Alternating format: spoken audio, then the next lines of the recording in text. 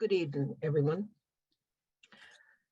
The land on which we are living is part of the ancient homeland and traditional territory of the Lenni Lenape people. We pay respect to the Lenni Lenape people, past, present, and future, and their continuing presence in their homeland and in the diaspora. We also acknowledge the millions of enslaved Africans and their descendants on whose backs this nation was created. Not in Our Town mission statement. Not in Our Town, Princeton is a multiracial, multi-faith group of individuals who stand together for racial justice and inclusive communities. Our focus is to promote the equitable treatment of all and to uncover and confront white supremacy, the system which facilitates the preference, privilege, and power of white people at the expense of non-white people and pits racial and ethnic groups against each other by upholding a hierarchy based on proximity to whiteness. Our goal is to identify and expose the political, economical, and cultural systems which have enabled white supremacy to flourish and to create new structures and policies which will ensure equity and inclusion for all. In our commitment to uncovering the blight of white supremacy on our humanity, we take responsibility to address it and to eliminate it in all its forms through intentional actions, starting with ourselves and our community. Thank you.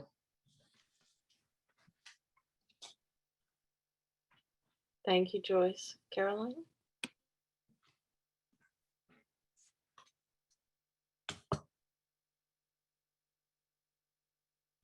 Caroline, we can't hear you.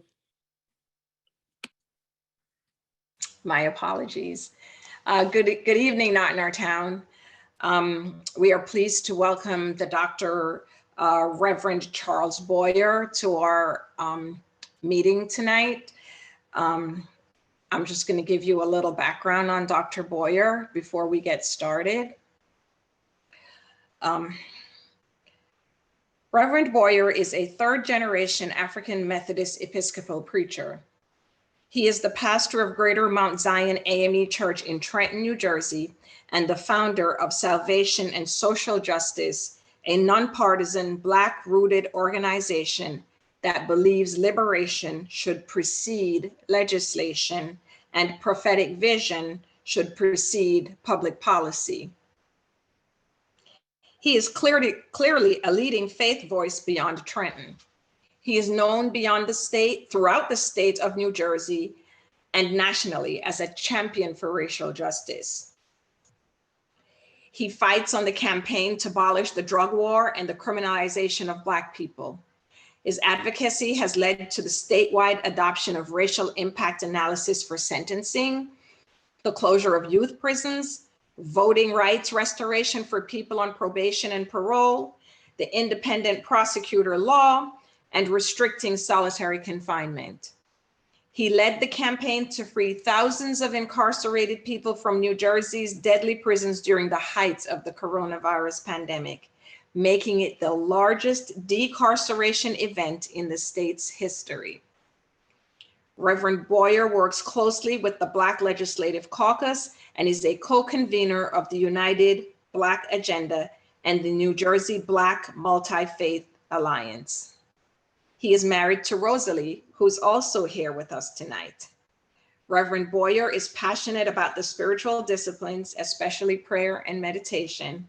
His favorite scripture is Psalm 27, verse 13. I would have lost heart unless I had believed that I would see the goodness of the Lord in the land of the living. Welcome, Dr. Boyer. Thank you. Thank you so much. It's certainly a blessing and a privilege to be here and to see a lot of familiar faces and folks that we have crossed paths throughout the way. Just for curiosity's sake, you see here, this is a dash hound. I am a dash hound fanatic, and I have a dash hound, and so I'm in my home office, and so just a little piece for folks. Anybody who really knows me know I'm in love with this little dog that runs around. Has been along my side for a long time now. So I just wanted to share that because you'll be seeing that. So that's what that's all about. I always welcome the opportunity to speak with you all, and over the course of years come and spoke about many different issues that we're dealing, racial justice issues that have dealt with in the state at any particular moment. And as this invitation was extended, and it was kind of open as to what exactly I would speak about, I wanted to really take a moment to think about the work that I'm most intimately dealing with at this point, and what work that I'm working on that I think is most relevant to this group. You all not in our town, based in Princeton, and I've been working at the state capitol for a long time to advance many policies, but I'm new to the city of Trenton. As of June, was appointed the pastor of Greater Mount Zion. And Greater Mount Zion is our capital city church, is the first Black church to be organized in the city of Trenton. It is the first and it is the oldest. It was organized at the exact same time by the same people that organized our church, Mount Pisgah in Princeton. And they were organized both at the same time around the Underground Railroad effort. And so there's a connectivity even within our church between Trenton and Princeton. And obviously Trenton and Princeton are neighbors and are in the same county.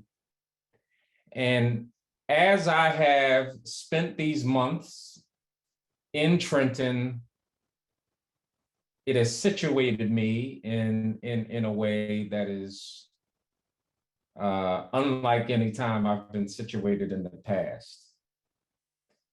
I've chose for tonight to speak from the subject matter, which I think the parable is very familiar to almost everyone.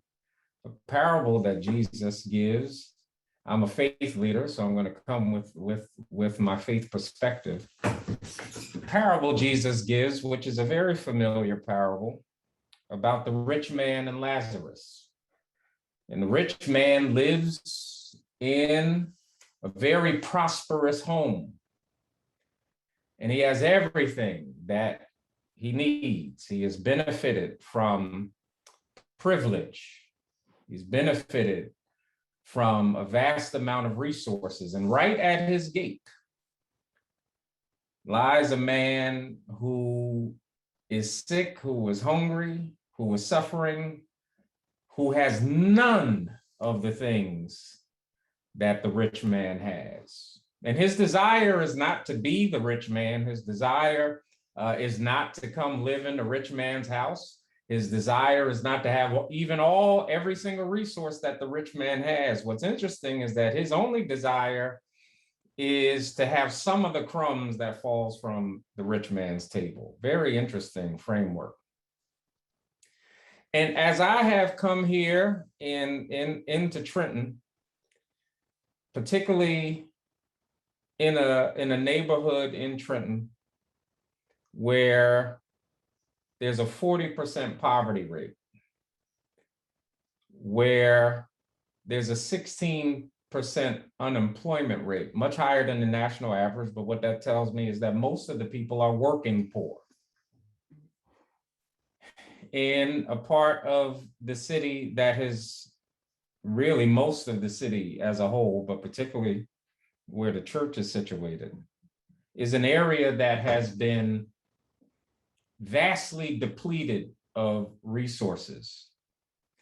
this being the state capital, it really goes the way of how Washington, D.C. was for a very long time. It has this deep inequity where right in the shadow of the Gold Dome, where the very power, where all the decisions that are made, here, right in the shadow of that, is some of the worst poverty and some of the hardest issues in the entire state, right in the same city. There's a lot of dysfunction. There's a lot of history. There's a lot of reasons. There's a lot of causes. But at the end of the day, it all comes down to structural racism. Mercer County has some of the largest economic disparities in the state, which has some of the largest economic disparities in the country.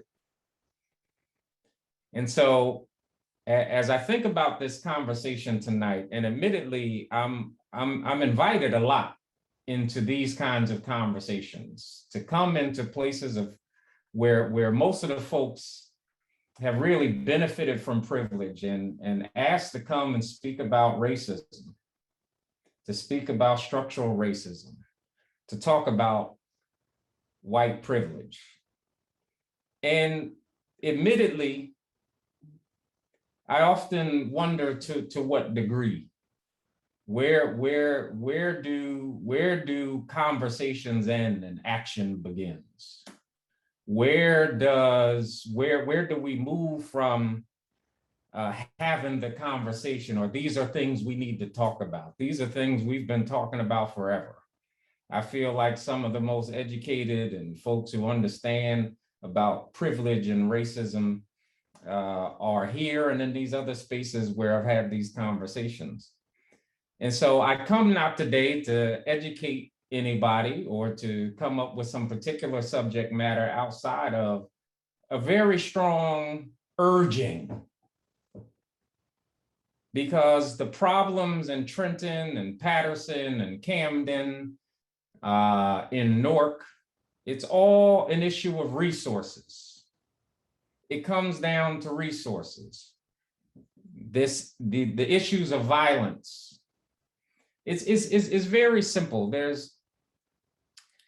During the pandemic, Rosalie and I we were watching the news, and there's these really, they were in Thailand, and this is a very, very bad analogy, but I gotta tell the truth. So but there's like these little, they're like little they're these little creatures, these little animals that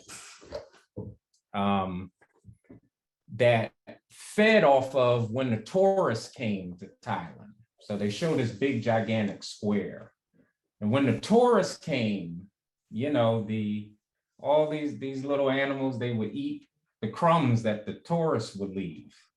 And it was like harmony in the ecosystem. But when the pandemic hit, the tourism was totally down. And they showed where when a crumb or two would drop in the square, the animals would converge and rip each other apart because they were fighting over the crumbs. And this is what we see in many of our cities.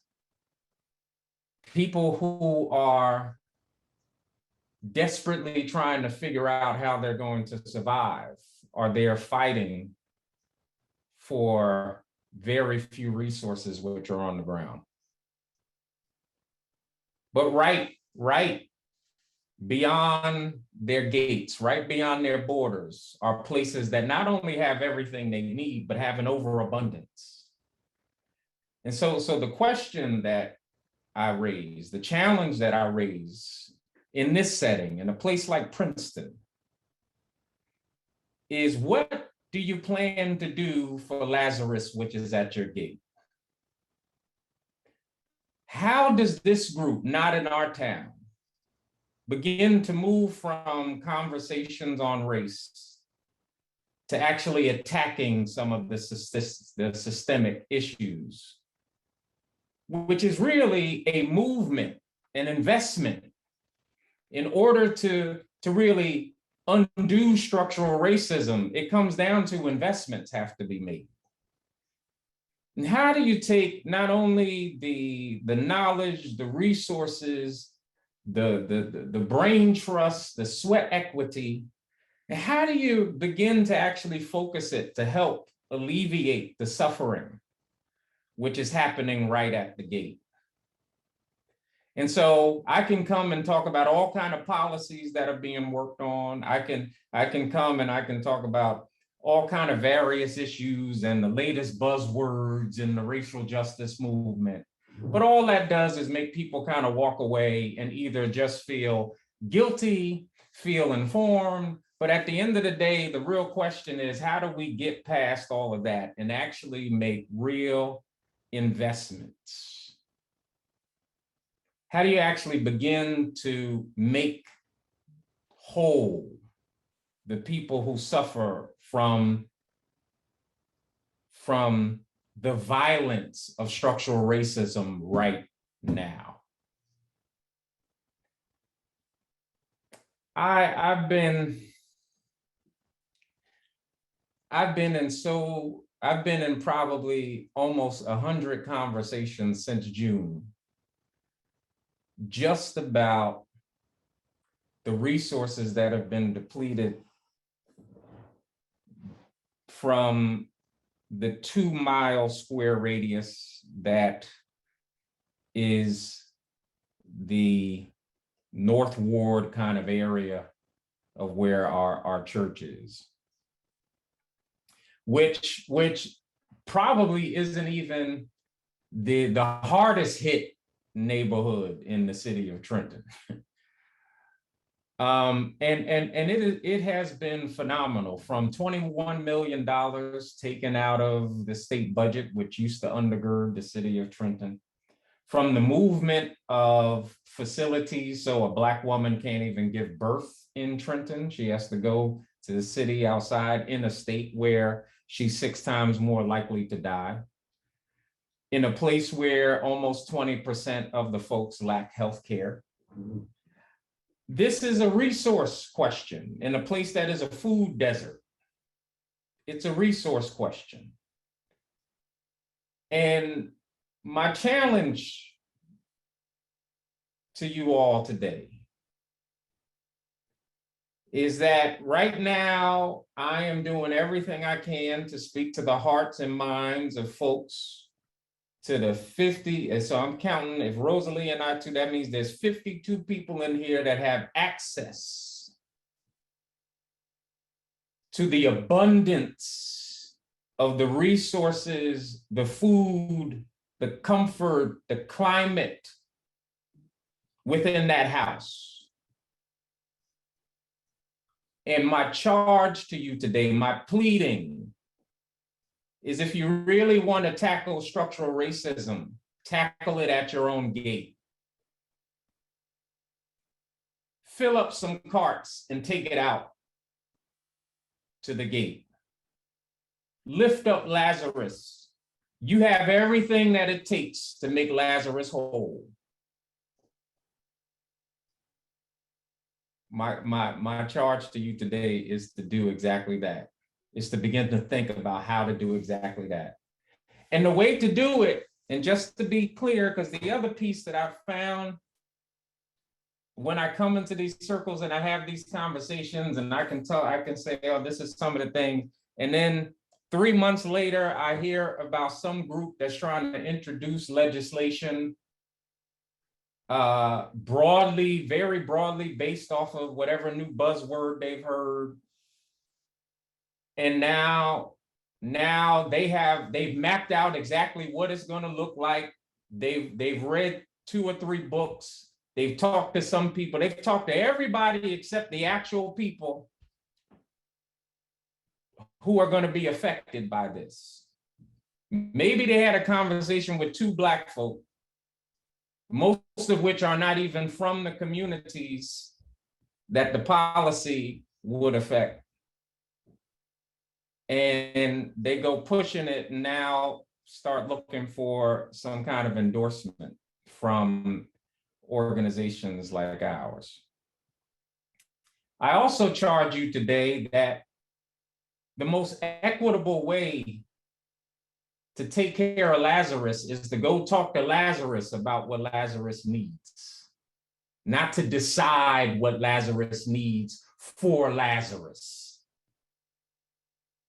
but talk to Lazarus. And maybe you don't even know exactly where he is on the gate, but that's where folks like me come in, and other folks who are gatekeepers or who are out there trying our best.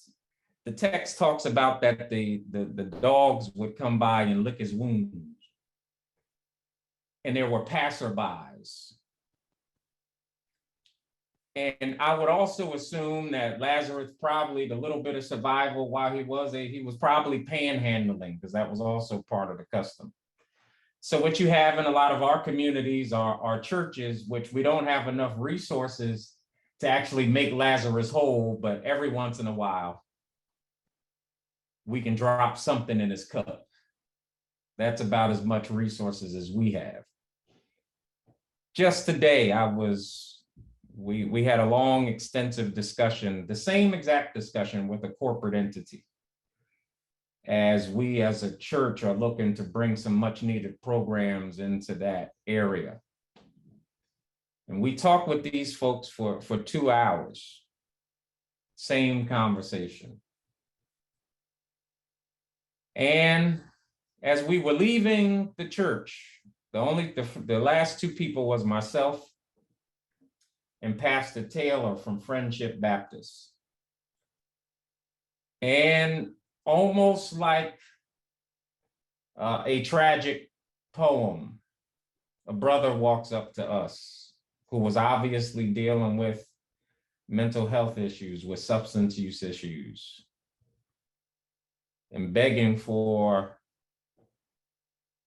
some dollars to be able to get something to eat. Both of us, we did everything. We pulled the little bit of cash we had together. But knowing that whatever we did at that moment was nowhere near going to be enough. Knowing that we did not currently have everything that brother actually needed. Also knowing that we missed a major opportunity. That in the world that we imagine, in that crisis moment that we far too often face, when people come to us and they're desperate for food, they're about to face homelessness if they're not homeless already. They're about to be they're on a run over a domestic violence situation. They're dealing with a mental health crisis, depression, hunger, whatever it is. In a perfect world, the crisis moment is also the opportunity moment. Where in this world, we'd be able to handle the immediate crisis, but also be able to turn this person to a facility which is right there where they can get the other supports they need to be, so that they can be made whole. So that they can have somebody who's assigned to them that can help them navigate this complex system. One thing that I've found between working with foundations and state government and federal government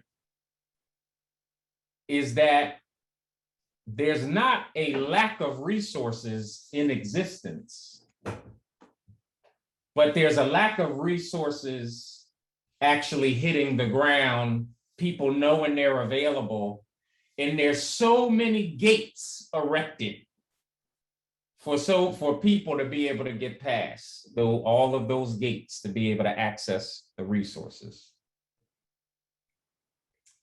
And so I leave you again with this challenge.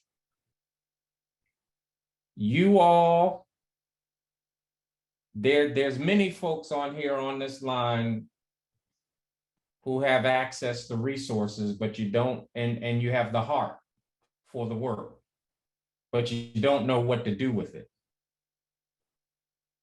And then there's some of us that know what to do with it, but we don't have the resources. And so my challenge to you all today is to open your front doors. Begin to figure out how you're going to walk towards the gate. And if you can't find, because the gate is so big, you don't know exactly where Lazarus is, but there's some folks that know where Lazarus is.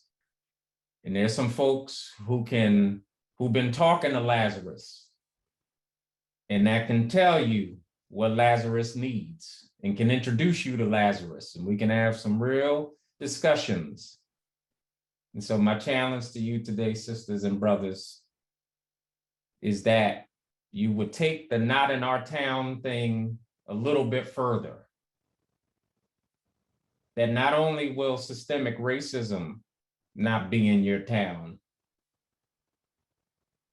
but leaving Lazarus to die at your gate, even if Lazarus is on the other side of your town, will not be a posture that's in your town either. So I thank you for the opportunity to just have a frank discussion, and I guess we'll go to Q&A now. I think it's a pretty open format if I'm understanding things correctly. So hopefully I didn't take too long, and hopefully my soapbox wasn't too high.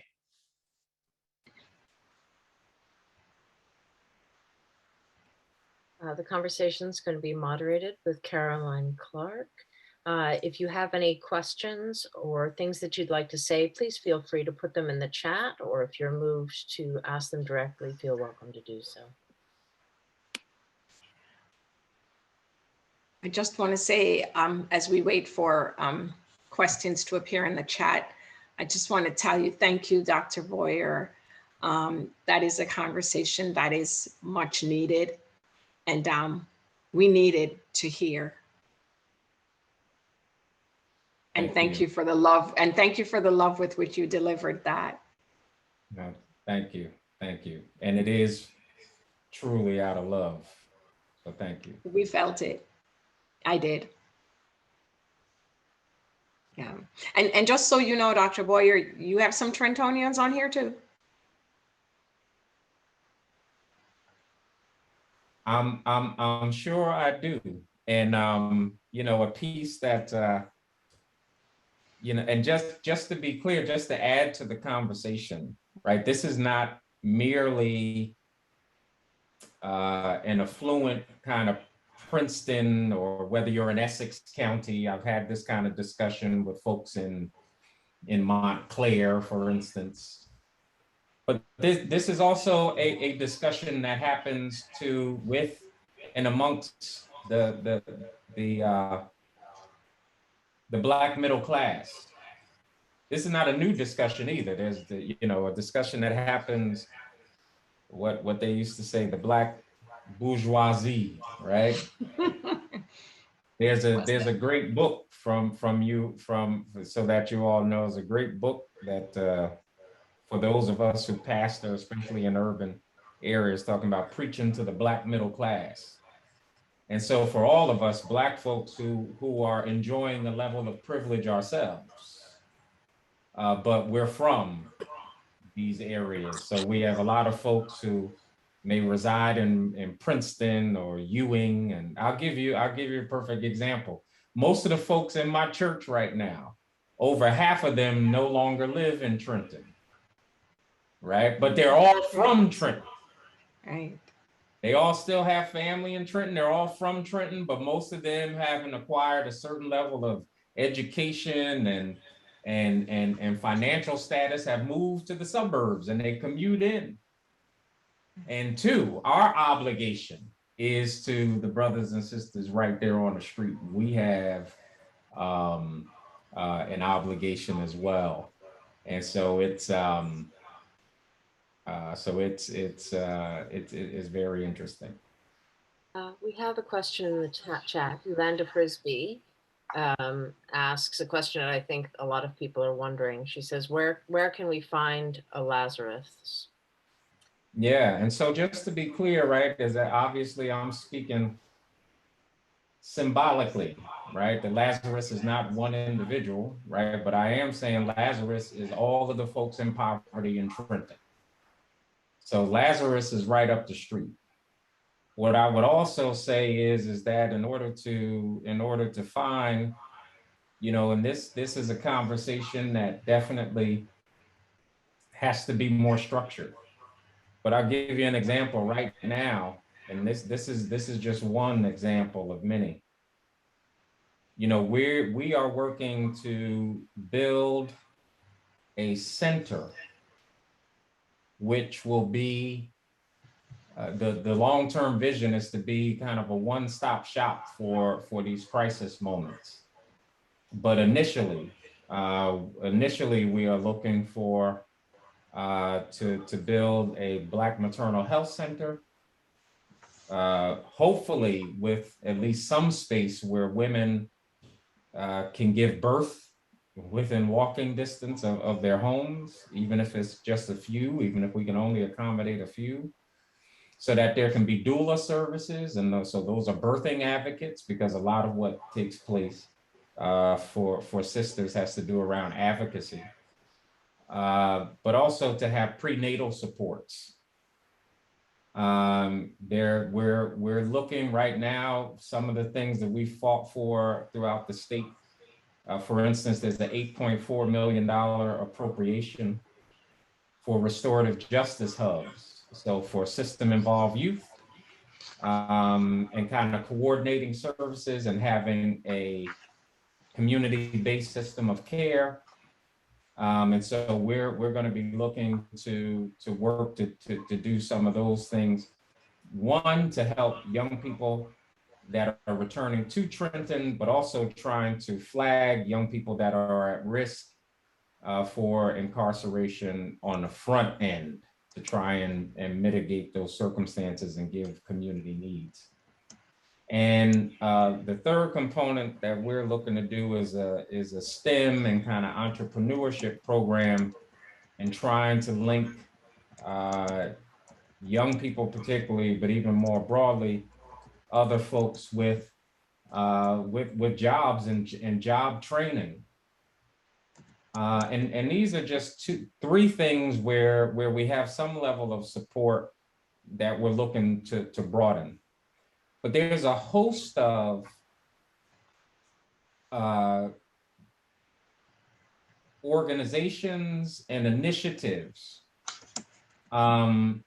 which are planning to do or are already doing great work in Trenton, and it's really just a resource question. One of the things that I brought up, for instance, my friend Pastor Taylor over at Friendship has done an enormous work pulling together every level of, I mean, almost every entity you can think of in Trenton, in order to begin to evaluate some of the systemic root causes of gun violence. And he's done all of this basically off of the small amount of resources from the church. And the resources to attack these issues are in multiple places, whether it be the law enforcement, the state, the federal government. But he's the only one who's working to pull all of these entities together. What he doesn't have is a staff to help him in the work. He's been doing it all basically just from his own passion. And one of the things that I implore you all to do is to make partnerships with non-traditional allies. Because one of the things that happens through systemic racism is that often, and I say this with love, often we get folks who come into our communities, who aren't from our communities, who don't have the experience of our communities, but have the trust of the people with the resources. and they set up the organizations and they get all the resources. And then they find folks like myself or other folks. And this is one of the reasons why I started an organization on my own.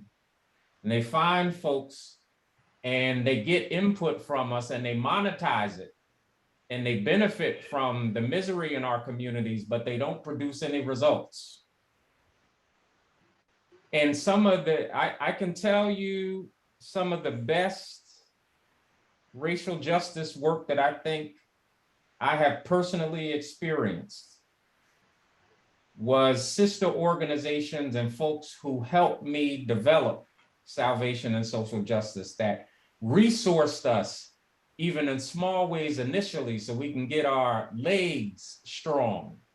They introduced us to other funders. We got pro bono legal support to set up our structure. We got all of the supports we needed. Folks recognized that we had access to Lazarus, but we didn't have all of the mechanisms that the typical nonprofits have.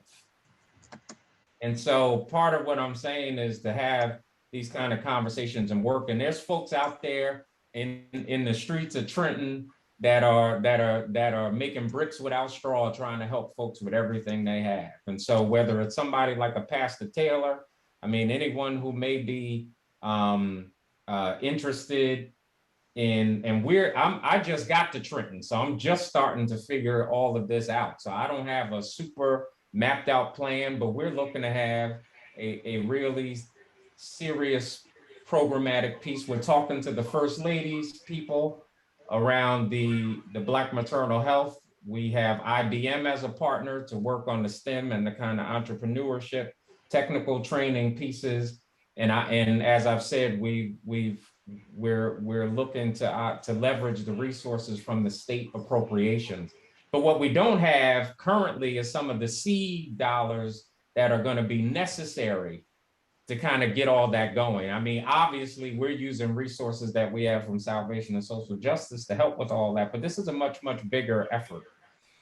And so there really needs to be structured conversations that begin to plan out how some of these things are working. I'm sorry to take so long with that, but. No, we appreciate your answer, Dr. Boyer. And along those same lines, I would just like to point out that the city of Trenton, we do not have a medical examiner here. And so we have, this pandemic of shootings that are happening and bodies are laying in the streets for hours because the county has privatized the medical examiner's office, and we have to wait for Middlesex County to come to get our dead bodies. So in those ways, we belong to the same county. We can support initiatives or, give serious feedback when proposals are made to privatize certain services that it seems on its face to be benign, but it has the most adverse impact here in our cities, right? We are the ones with the most murders happening, and we need that service probably more so than any other city in the county. So true. I just had that same exact conversation earlier. And think about the trauma of a body laying for our Middlesex County. Think about that, Middlesex. Think about how that trauma can exacerbate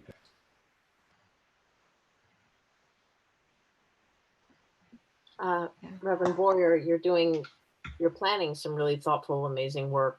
And I'm sure that a lot of people will be called to support it, or I certainly hope so.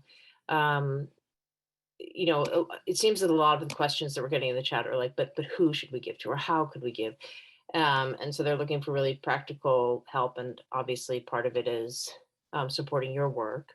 What would you recommend as people consider the best way to investments? I think a lot of it is relational, like really working with people who are in Trenton. Do you have any sort of more suggestions? I know you've generously shared a lot, but just suggestions about how people can make sure that the money that they're giving is really going to people who are grassroots, who are really working on the ground with people, rather than, as you said, the more common institutions that may have a lot of filters or maybe do-gooders, as you said.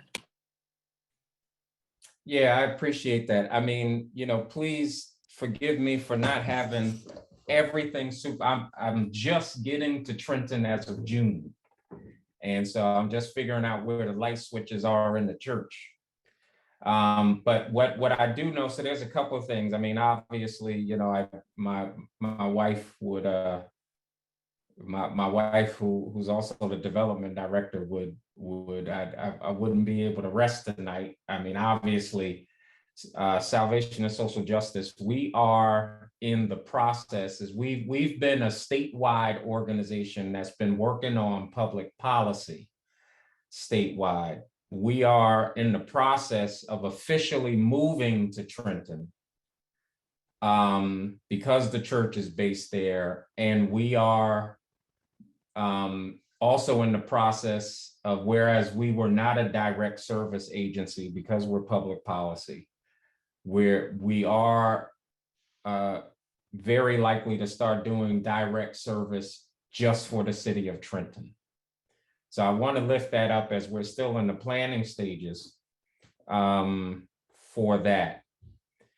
The other piece, one,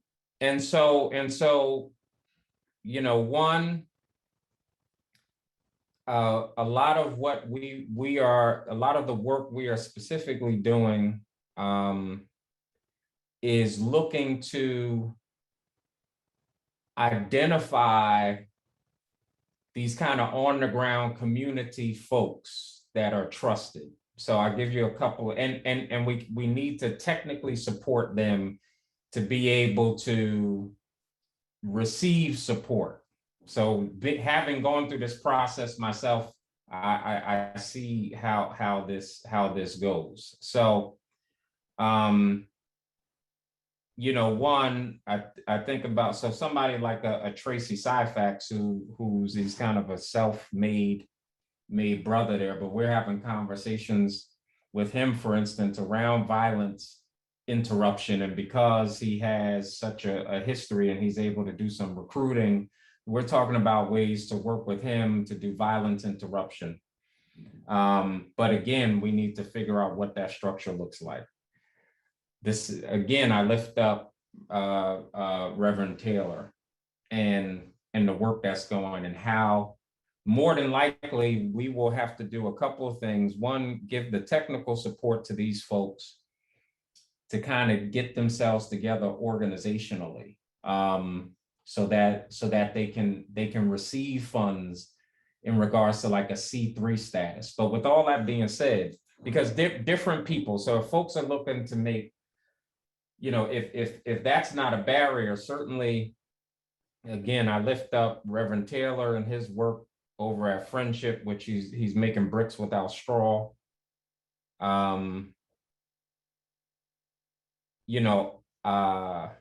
ISLES has been kind of like the go-to nonprofit in Trenton. And so, just as an option, I think I have some connectivity to some of the board members and some of the people working with them, and I believe that their posture is increasingly becoming more and more applicable to the kinds of things that I'm speaking of. So again, my hope is here is that if folks are really interested, we're having conversations every day as I'm mapping this out. I have multiple folks from a faith perspective. I also lift up over at Shiloh Baptist, as they are currently working diligently to put together a family resource center. I can always speak about the faith partners that are trying to do these pieces bricks without straw.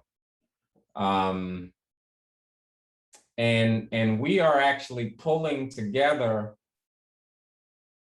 folks from the community, from Trenton, as around the restorative justice work, and folks there too that I think I'll be able to refer. But again, my goal here is that if you're looking to do something tangible, if you can refer your information to us, we will. Another entity I would also lift up, because the YMCA right there, Sam Frisbee, who's also the county commissioner, has been doing a really awesome work. Again, that's a larger kind of nonprofit piece, but he's really doing an awesome work, and he truly gets it. So just as another piece that's I think tangible. But over the course of the next couple of months is, the very kind of work Salvation and Social Justice does is kind of pull together community partners, kind of understand exactly who is in these positions that needs these kind of supports. And I'm talking about folks that are really in the in-between places, more so than folks that are really in the established places.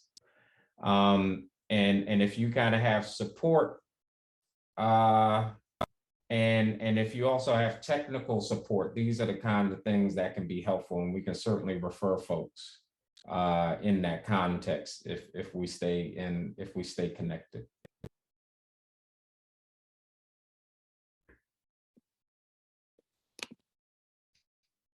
Thank you so much, Reverend Boyer. Caroline, did you have any other questions or things that you wanted to bring up?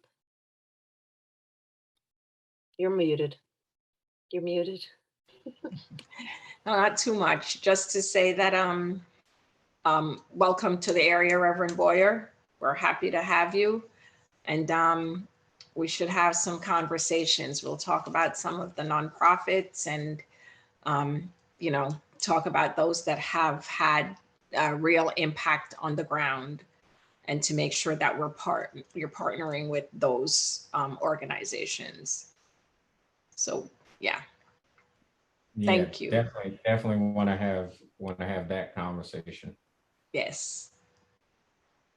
And if I'm hearing correctly, a lot of what you're saying is that not only is your Salvation and Social Justice, your organization, gearing up to and prepared to do a lot of really amazing work in Trenton to really help people who live there, but also you're joining, bringing together and gathering a lot of other faith-based organizations, as well as other organizations are doing this similar good work.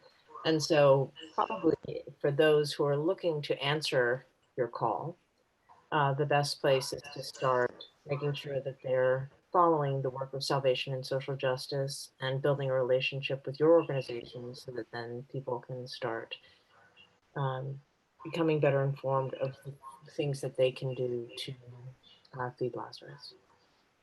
Does that sum it up? Yep, that's 1,000%. And just so you know, like our absolute goal, our work is to build a community-based system of care in which all of these pieces, all of these various entities are fully identified, which then opens up a plethora of community partners that are trusted, that have the same values that we all do. Thank you so much. May I offer you the final word? Can I say, I'm sorry, this is Rosalie Boyer. Can I just say that we're in the process of also, like Reverend Boyer lifted up, that we're in the process of gonna have a new mailing address, but in an interim, the address that's in the chat could be used if anyone wants to send information to Salvation and Social Justice. Thank you so much for your support. Yeah, and also, if Rosalie could put it in the chat, our email addresses, we can have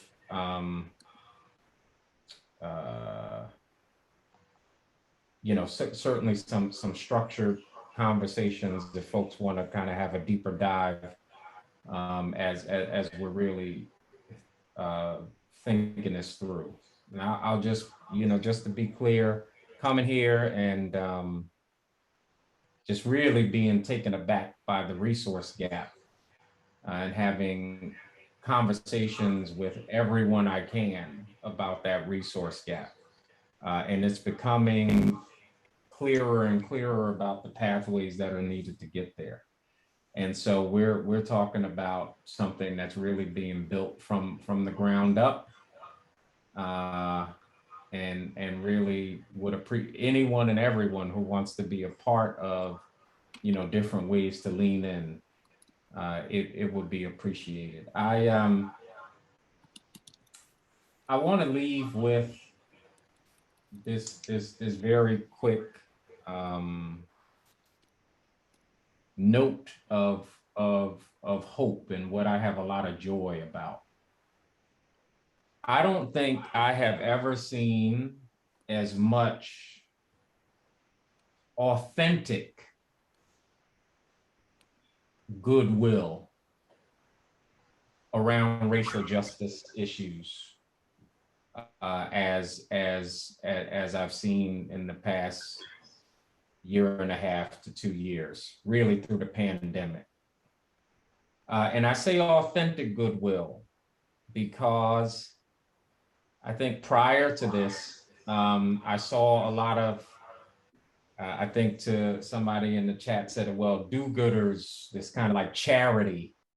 Oh, well, like looking at folks as charity cases. And there's a different posture to wanting to deal with root causes, understanding the root causes and addressing root causes and helping to resource what it takes to get there.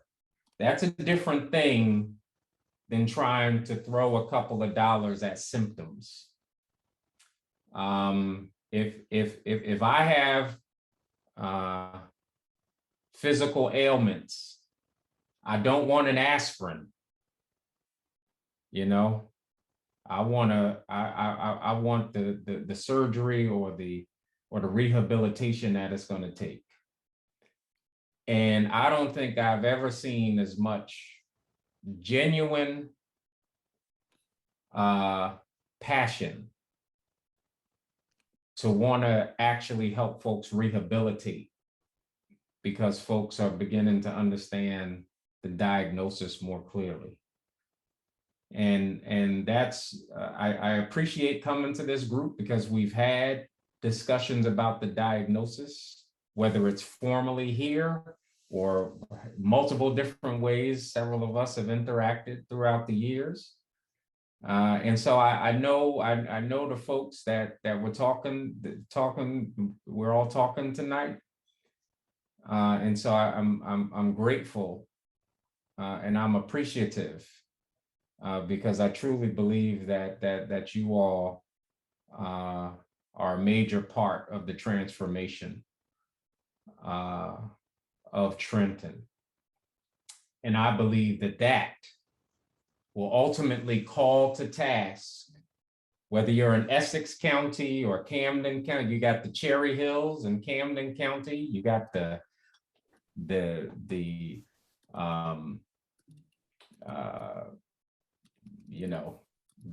very affluent areas in Essex County and all over the state. And I believe that this work that you all do will inspire others to action to meet Lazarus at the gate. So I thank you. I appreciate you all, and I thank you for allowing me some time to share.